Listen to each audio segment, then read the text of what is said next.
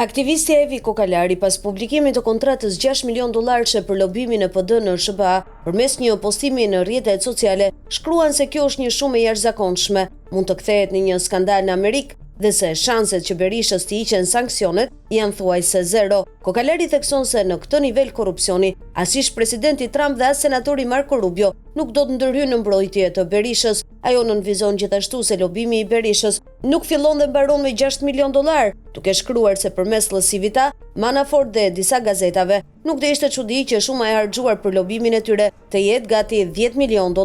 Ka një mundësi që Berisha përfundimisht i hapi gropën vetes me këtë kontratë. Shuma është aq e lartë sa po plasi si skandal në Amerikë, nuk ka asnjë shans që t'ia hiqin sanksionet. Për shembull, qeveria e Serbisë harxhon $500,000 në vit, ta po paguajnë $250,000 në muaj dhe në emrin e tyre.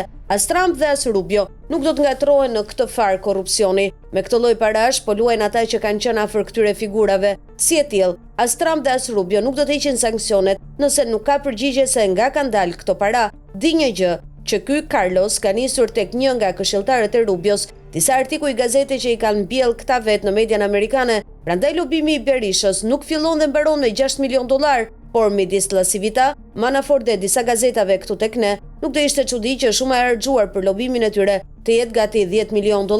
Ndërkohë, Berisha është bërë si Bleona Qereti që publikonte një cease and desist ndaj meje, duke thënë se kishte përdorur avokatin e Trump, që themi të qartë, në çdo moment ka rreth thinja 50 avokat për çështje të ndryshme private e që kanë të bëjnë me qeverinë. Jam e sigurt që edhe zyra e Carlos Trujillos ka bërë pak punë si gjithë të tjerët, por nga avokatët e afërt nuk është se do e kishim ditur më parë. Tha ajo.